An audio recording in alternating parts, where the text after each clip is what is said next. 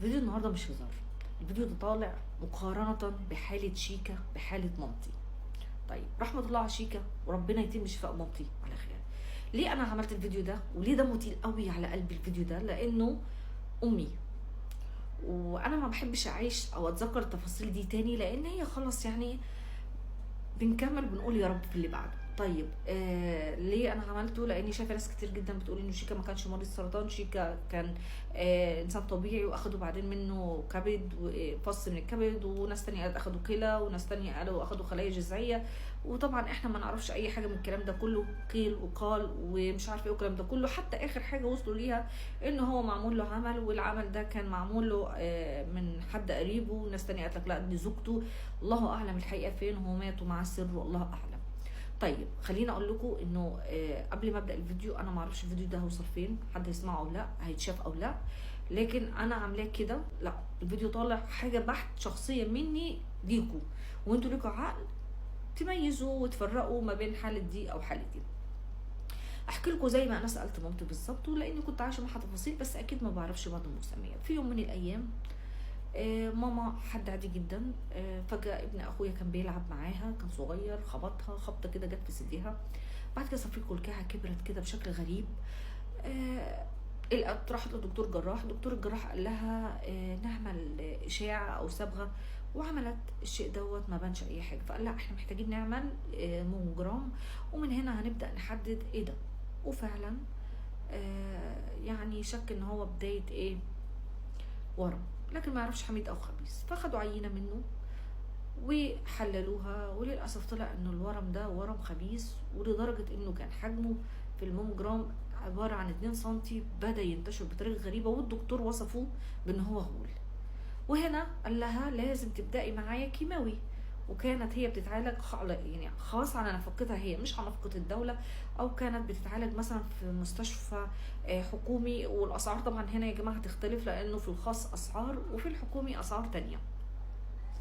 قال لها هنبدا كيماوي جرعه اللي هو الكيماوي الاحمر، بس عايزينه في اسرع وقت ممكن، لانه السرطان بدا يتنرفز بسبب ان احنا خدنا العينه، وبالتالي لازم نلحق كل ده بسرعه. طيب من هنا لهنا قال الدكتور صبري القاضي هتبداي امتى؟ قالت له خلاص خليها يوم الاحد، يوم السبت. فقال لها لا الحد عشان اكون موجود، وهنبدا من هنا في مركز صبري القاضي. وبدات اول جرعه كيماوي يا جماعه، بدات تاخد جرعات كيماوي كل 21 يوم. ومن اول جرعه، اول يوم ما وقعش شعرها، تاني يوم ما وقعش شعرها، تالت يوم سقط شعرها بكميات كبيره جدا، لحد ما بقت ولا شعره ولا رمشه ولا حاجب.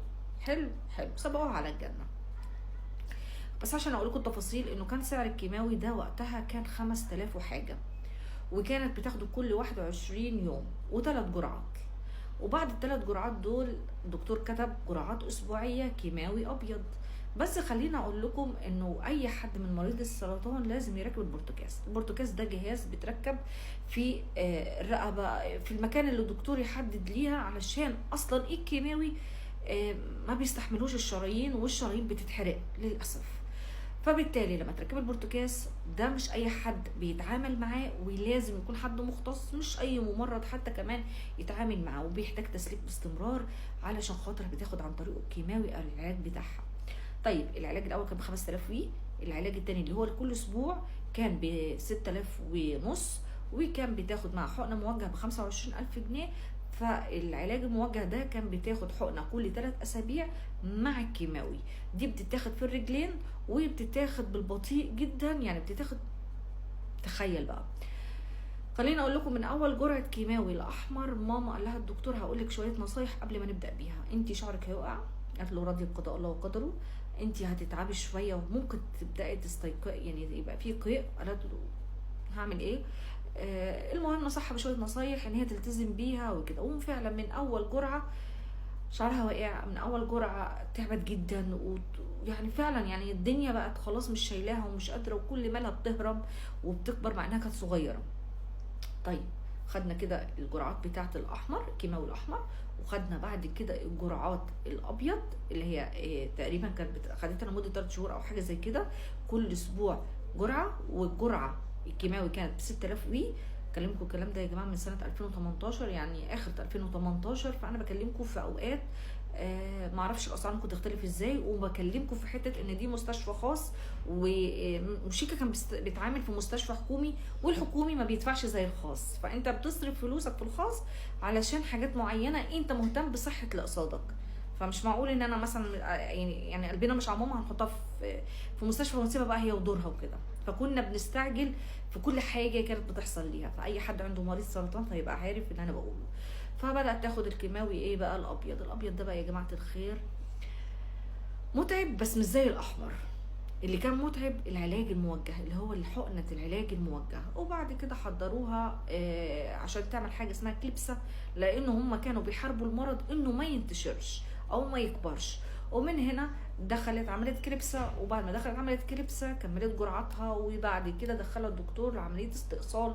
وتم استئصال مش الورم نفسه، لا، استئصال كل ما يحيط الورم علشان سلامتها وعلشان خاطر ما ينتشرش اكتر من كده. وبعد ما خلصت العمليه وفكت الغرز، كان الدكتور محدد ليها ان هي هتاخد جرعتين كيماوي، بس مهم جدا تعمل اشعاع. فطبعا كان الاشعاع ده وقتها ب 32 36 الف جنيه، انا مش فاكره الصراحه الثمن كام، وبكلمكم الكلام ده من زمن جدا. وتقريبا كان الدكتور اللي ركب ليها البورتكاس، لان هي ما بتتفكش بتفضل معاها طول فتره علاجها، يعني طول ما تقعد وهي في ممكن سنه 2 5 12 حسب ما الدكتور يقول خفيتي وشفيتي. هي بيضلوا الجهاز ده مركوب من بدايه السرطان لحد ما هو الدكتور يفكه بنفسه اللي عمل لها البورتكاس. تقريبا كان دكتور كان اسمه عمرو او حاجه زي كده. المهم عشان ما اطولش عليكم، المهم دخلت تعمل اشعاع عشان خاطر نطمن على سلامه الجسم انه ما فيهوش اي حاجه. الدكتور او الدكتوره اللي في المركز قال لها لا، انا عايزك تروح للدكتور، واحنا مش هنعمل اشعاع، وخدي الفلوس بتاعتك ارجعي لدكتورك اللي عمل لك الجراحه، وهو بقى هيكلمك في حاجه. وفعلا راحت للدكتور دوت، والدكتور ده لقى فيه خليه صغيره شارده من مكانها المكان الاستئصال، وبدات تروح في مكان تاني. فالدكتور قال لها هنتخذ معاكي بروتوكول تاني، وهو برده كان جرعتين كيماوي ان هي تاخدهم، وبعد كده هتعيشي عمرك كله بيك، يعني مش عمرك كله، ده 3 سنين اللي هي بتاخد زولودا. وطبعا كل الناس عارفين يعني ايه زولودا، حبوب قويه جدا بتتاخد بميعادها ولازم تتاخد بميعادها، لحد ما وصلت ان هي دلوقتي ادوها نوع تاني بقالها سنه عليه دلوقتي. ونسال الله الشفاء التام. المقصود من الحلقه بتاعتي يا جماعه انه اي مريض سرطان لازم يركب بورتوكاس، عشان خاطر مش اي حد بيتعامل فيها. يعني ما ينفعش انا اجي اسلكها لماما، ما ينفعش ممرضه عاديه تيجي تسلكها لحد. ده بياخد الكيماوي، لانه لو ما خدهاش جسمه بيتحرق كامل. كيماوي مراحله معروفه عند كل مرضى السرطان باختلاف انواعه في اي حته في الجسم. بيبدا بكيماوي احمر كل 21 يوم، الكيماوي الابيض كل اسبوع، حقن علاج موجه كل 21 يوم. الحقنه دي بتاخد ببطيء بالرجل. بعد كده يا جماعه بيدخلوا على مرض، يعني بعد ما يحجموا المرض بيستأصلوا الجزء المصاب وبيرجعوا للكيماوي من تاني، وبعد كده علاج هرموني، وبعد كل واحد وحالته الصحيه. بعد كده بعد العمليه بتكون ازاي؟ الشعر بيقع مع الكيماوي، مفيش حاجه اسمها شعر ما بيقعش مع الكيماوي الاحمر. الشعر بيقع بكميات مهوله جدا، مفيش حاجه اسمها شعر ما بيقعش، مفيش حاجه اسمها شعر ما بيقعش مع الكيماوي الاحمر اللي بيتاخد كل 21 يوم. الشعر بيقع من ثالث يوم تاني يوم انت ونصيبك. ما بيفضلش منك رمشه ولا شعر في جسمك، كله بينحل. بتتعب جدا، بتقيء، لكن مهما تخس ما بتوصلش للمرحله اللي وصل ليها شيكا.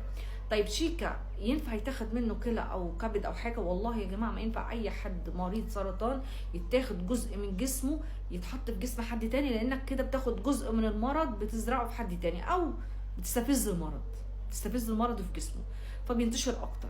ايه اللي ممكن يتاخد من واحد مريض سرطان؟ هو نفس اللي ينفع يتاخد من البيبي في رحم امه، يعني من الجنين من رحم امه، الخلايا الجذعيه. هل اتاخد من شيكا خلايا جذعيه؟ الله اعلم، انا ما اقدرش افتي في دي. طيب شيكا ممكن يكون معمول له عمل او سحر؟ سمعت قصص كتير جدا عن العمل والسحر، او بيعمل الشكل ده، بيحصل فيه الشكل ده، بيهرب بسرعه، خصوصا لما يكون سمعت عن السحر المأكول بالزرع، يعني في المعده بيكون السحر اسود تقريبا وبتاكل وحاجات كده، بيحصل فيه الكلام دوت. فربنا يعافينا ويعافيكم. خلينا اقول لكم نصيحه اخيره، قللوا دايرتكم بالناس، ما تدخلوش اي حد بيوتكم، حافظوا على بيوتكم، ارقوا نفسيكم، حصنوا نفسيكم، افضل بكتير ما يبقى لكم علاقات